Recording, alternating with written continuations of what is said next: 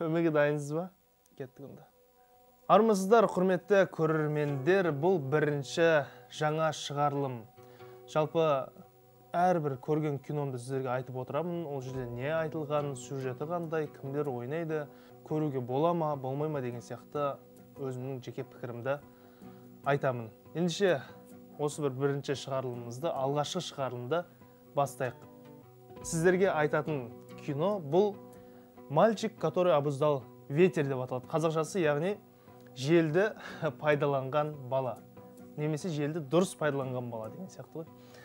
Жалпы бұның жанры биографиялық драма. 2019 жылы жарық көрді. Режиссері және бұның сценаристі бір адам. Бұның режиссері әрі сценаристі Чиветел Эджиофор. Жалпы бұл кино шынайы оқиғаға негізделген. Енді фильмнің сюжетіне келетін болсақ, киноның басты кейіпкері Уильям Камквамба деген қара нәсілді жігіт. Отбасы ауыл шаруашылығымен айналысады, өзі сол ауылда тұрады.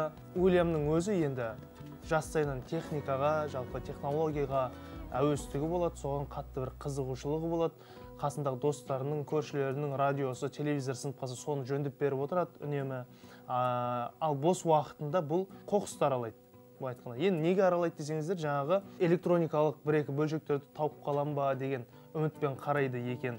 Уильям жалпы мектепте оқымайды, себебі ата-анасының қалтасы көтермейді, баласының бұл мектепте оқу үшін арнайы қаражат төлеу керек, оның ақысы бар деген сияқты. Ата-анасының олай төлеуге шамасы жоқ, ақшасы жоқ, өте тұрмыстық жағдай төмен, сондықтан да мектепте оқуға мүмкіндігі болмайды. Бірақ Уильямға сол мектепте оқымаса да мектептің кітапханасында білім алуға рұқсат етіледі. Ол не үшін көрсеңіздер түсінесіздер. Уильям сол кітапханадан білім алып жүреді, өзіне керекті кітаптарды алып, оқып, білімін жетілдіреді.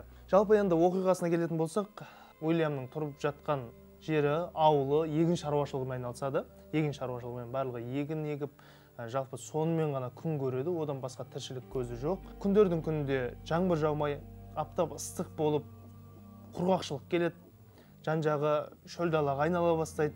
Егіншілік деген жайына қалады, су жоқ, оны суарайын десе. Сөйтіп ашаршылыққа ұрынады ауыл тұрғындары.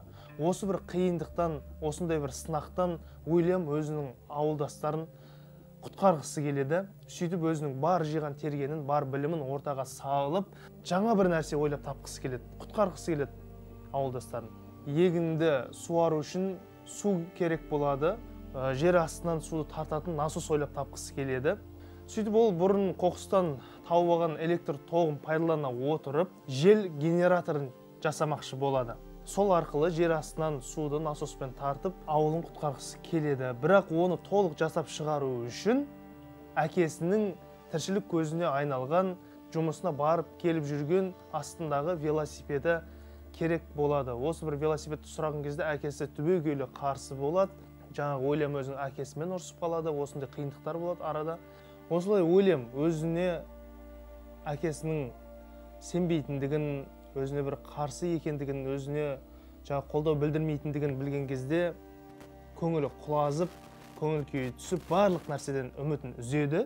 Бірақ әкесі өзінің бұл қылығы дұрыс емес екендігін түсініп, баласын қандай жағдай болмасын қолдау керек екендігін, баласына әрдайым сенімділік білдіру керек екендігін түсініп, өзінің рұқсатын береді, қолындағы соңғы өзі асырап отқан велосипедін баласына тапсырады. Екеуі бірігіп, осы жел генераторын жасап шығады.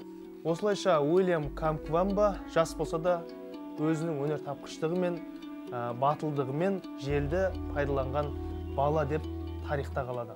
Ал ауыл тұрғындары сол баяғы күніне оралады, өздерінің егін шаруашылықтарын қайта жалғастырады.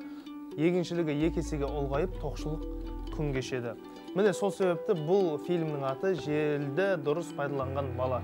Не болмаса «Мальчик, который обуздал ветер» деп аталды. Осы киноны көруге кеңес беремін. Кәдімгідей адамды бір жаңа нәрсеге деген, бір іске, өзінің сүйікті ісіне деген талпынысты, құлшынысты арттырады, жігер береді десек те болады, былай мотивация береді сіздерге осы кино. Көріңіздер, өте жақсы фильм. Келесі шығарылымда кездескенше.